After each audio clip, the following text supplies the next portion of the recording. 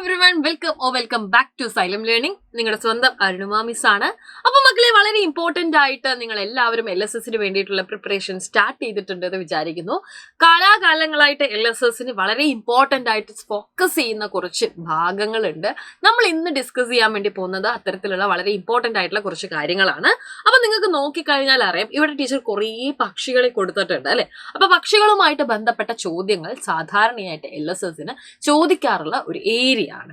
നമ്മളിതിൽ തന്നെ വളരെ പ്രധാനപ്പെട്ട ഒരു ഭാഗമാണ് ദേശാടന പക്ഷികൾ എന്ന് പറയുന്നത്. അപ്പൊ പക്ഷികളുടെ പ്രത്യേകതകൾ, ഏറ്റവും വലിയ പക്ഷി ഏതാണ്, ഏറ്റവും ചെറിയ പക്ഷി ഏതാണ്, ഏറ്റവും വലിയ മുട്ടയിടുന്ന പക്ഷി ഏതാണ്, ഇങ്ങനെയുള്ള ചോദ്യങ്ങളോടൊപ്പം തന്നെ ഇന്ത്യൻ പക്ഷി നിരീക്ഷകനായിട്ടുള്ള ഡോക്ടർ സലീം അലിയുമായിട്ട് ബന്ധപ്പെട്ട ചോദ്യങ്ങൾ നിരവധി പ്രാവശ്യം ചോദിച്ചിട്ടുണ്ട്. അപ്പൊ നമ്മൾ അറിഞ്ഞു വെക്കേണ്ട കുറച്ച് കാര്യങ്ങളാണ്. നമ്മൾ വിചാരിക്കുന്ന പോലെയുള്ള പക്ഷികൾ മാത്രമല്ല, സ്വന്തമായി കൂടുണ്ടാക്കാത്ത പക്ഷികളുണ്ട്, പറക്കാൻ കഴിയാത്ത പക്ഷികളുണ്ട്, ഉപേക്ഷിച്ചു പോയ മറ്റു പക്ഷികളുടെ കൂട്ടിൽ മുട്ടയിടുന്ന പക്ഷികളുണ്ട്. ഇങ്ങനെയുള്ള പക്ഷികളൊക്കെ ഈ പക്ഷികളുടെ ലോകത്തിലുണ്ട്. അപ്പൊ പക്ഷികളുടെ ലോകത്തില് നമുക്ക് കുയിലിനെ നോക്കുകയാണെങ്കിൽ അല്ലെ, കുയിൽ എന്താണ്, സ്വന്തമായി കൂടുണ്ടാക്കാത്ത ഒരു പക്ഷിയാണ്, കാക്കയുടെ കൂട്ടിലാണ് പോയിട്ട് മുട്ടയിടാറ്.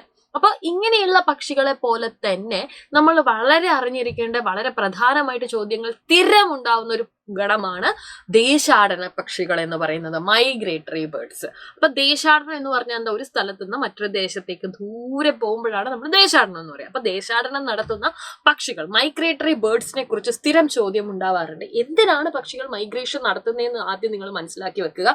എന്തിനാണ് ഇവർ മൈഗ്രേഷൻ നടത്തുന്നത്? ഭക്ഷണം, പ്രജനനം അല്ലെ, ഇങ്ങനെയുള്ള കാര്യങ്ങൾക്ക് വേണ്ടിയിട്ടാണ് ഇവർ എന്ത് ചെയ്യുന്നത്, പോകുന്നത്. അതുപോലെ തന്നെ ഇപ്പൊ ഒരു സ്ഥലത്ത് വളരെ പ്രതികൂലമായിട്ടുള്ള കാലാവസ്ഥ ഉണ്ടാവുകയാണെന്ന് വിചാരിക്കുക. അപ്പൊ ഈ ഒരു ബാഡ് വെതറിനെ ഓവർകം ചെയ്യാൻ വേണ്ടിയിട്ടും പക്ഷികൾ എന്ത് ചെയ്യാറുണ്ട്, ട്രാവൽ ചെയ്യാറുണ്ട്. നിങ്ങൾ വിചാരിക്കും അവരൊരു 5 കിലോമീറ്ററോ 10 കിലോമീറ്ററോ ആണ് ട്രാവൽ ചെയ്യുന്നത്. ഇങ്ങനെയൊന്നും അല്ല, ആയിരക്കണക്കിന് കിലോമീറ്ററുകൾ വരെ ട്രാവൽ ചെയ്യുന്ന പക്ഷികൾ ഉണ്ട് എന്നുള്ളത് നിങ്ങൾ മനസ്സിലാക്കുക. അപ്പോൾ ചിലയിനം പക്ഷികൾ കൂട്ടത്തോടെ ഒരു സ്ഥലത്ത് നിന്നും ദൂരദേശത്തും അവിടെ നിന്ന് തിരിച്ചും സഞ്ചരിക്കും. ഇത്തരം പക്ഷികളാണ് ദേശാടന പക്ഷികൾ എന്ന് പറയുന്നത് അല്ലെ. Some birds came from far off places in certain season. They are visitors who came far from അല്ലെ, ഫാർ ഓഫ് പ്ലേസസിൽ നിന്നാണ് അവർ വരുന്നത്. But they return before the monsoon in our country. അപ്പൊ നമ്മുടെ നാട്ടിൽ മഴക്കാലം ആകുമ്പോഴത്തേക്കും അവരെന്ത് ചെയ്യും, തിരിച്ചു പോവാറുണ്ട്. അപ്പൊ നമ്മുടെ നാട്ടിൽ അവർ സ്ഥിരമായിട്ട് നിൽക്കുമെന്ന് വെച്ചാൽ അവർ സ്ഥിരമായിട്ട് ഇവിടെ നിൽക്കത്തില്ല. ഒരു സമയം കഴിഞ്ഞു കഴിയുമ്പോഴത്തേക്ക് അവരെന്ത് ചെയ്യും, തിരിച്ച് പറന്നു പോവുകയും ചെയ്യാറുണ്ട്. അപ്പൊ നമ്മുടെ മഞ്ഞക്കിളിയൊക്കെ എന്താണ്, ഇത്തരം ദേശാടന പക്ഷികൾക്ക് ഉദാഹരണമാണ്. മറ്റ് ദേശാടന പക്ഷികൾ ഏതൊക്കെയാണെന്നുള്ളത് എന്റെ മക്കള് കൃത്യമായിട്ട് നോട്ട് ചെയ്ത് വെക്കണം. ഇമ്പോർട്ടന്റ് ആയിട്ടുള്ള ഒരു ഏരിയ ആണ്. ഓക്കെ, അപ്പൊ ഇതുപോലെ തന്നെ സ്ഥിരം ക്വസ്റ്റ്യൻസ് വരുന്ന മറ്റൊരു ഏരിയ ആണ് ഇന്ത്യയെ കുറിച്ചുള്ള ചോദ്യങ്ങൾ എന്ന് പറയുന്നത്. ഇന്ത്യൻ ഭൂപ്രകൃതിയുമായിട്ട് ബന്ധപ്പെട്ട ചോദ്യങ്ങൾ ഉണ്ടാവാറുണ്ട്. ഇന്ത്യയുടെ ദിശ, അതായത് ദിക്കുകൾ ബന്ധിപ്പിച്ചുകൊണ്ടുള്ള ചോദ്യങ്ങൾ. അതായത് ഇന്ത്യയുടെ ഏറ്റവും തെക്കേ അറ്റത്ത് സ്ഥിതി ചെയ്യുന്ന സംസ്ഥാനം ഏതാണ്, ഇന്ത്യയുടെ ഏറ്റവും പടിഞ്ഞാറേ അറ്റത്ത് സ്ഥിതി ചെയ്യുന്ന സംസ്ഥാനമാണ്, ഏറ്റവും കിഴക്കേ അറ്റത്ത് സ്ഥിതി ചെയ്യുന്ന സംസ്ഥാനം ഏതാണ്, ഇങ്ങനെയൊക്കെയുള്ള ചോദ്യങ്ങൾ ഉണ്ടാവാറുണ്ട്.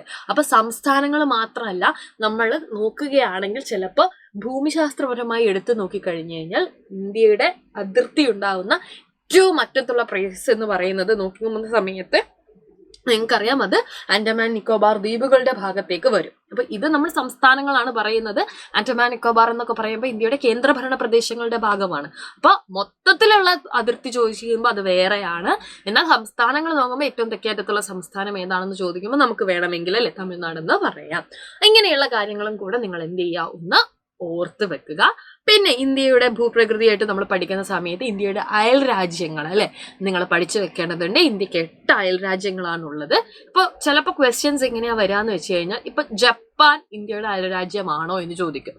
അപ്പോൾ അല്ലെങ്കിൽ ഒരു 3 ഓപ്ഷൻസ്, ഇപ്പൊ മ്യാൻമർ തരും, ചൈന തരും, ബംഗ്ലാദേശ് തരും, കൂടെ ജപ്പാനും തന്നെന്ന് വിചാരിക്കുക. അപ്പൊ ജപ്പാൻ എന്താണ്, ഇന്ത്യയുടെ അയൽ രാജ്യമാണോ? അല്ല, കൂട്ടത്തിൽ പെടാത്തത് എഴുതാനായിരിക്കും ചോദിക്കുക. അപ്പൊ 8 ഏതാണെന്ന് നിങ്ങൾ അറിഞ്ഞെങ്കിൽ മാത്രമേ നിങ്ങൾക്ക് എഴുതാൻ പറ്റുകയുള്ളൂ. ഭൂട്ടാനും നേപ്പാളും ഒക്കെ എന്താണ്, ഇന്ത്യയുടെ അയൽ രാജ്യങ്ങളാണ് എന്നുള്ളത് നിങ്ങൾ മൈൻഡിൽ ഉണ്ടാകണം. അതേപോലെ അറബിക്കടലിനോട് ചേർന്ന് കിടക്കുന്ന സംസ്ഥാനങ്ങൾ ഏവ, അതേപോലെ തന്നെ ബംഗാൾ ഉൾക്കടൽ നിങ്ങൾ നോക്കിക്കഴിഞ്ഞാൽ അറിയാം.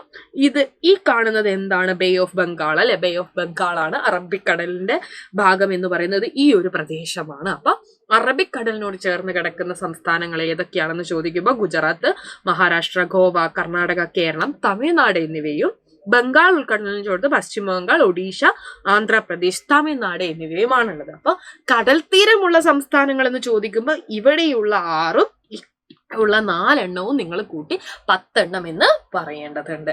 മനസ്സിലായോ ടീച്ചർ പറഞ്ഞത്? അപ്പൊ ഇങ്ങനെ കുറച്ചുകൂടെ കോംപ്ലിക്കേറ്റഡ് ആയിട്ടുള്ള ചോദ്യങ്ങൾ വേണമെങ്കിൽ നമ്മളുടെ അടുത്ത് ചോദിക്കും.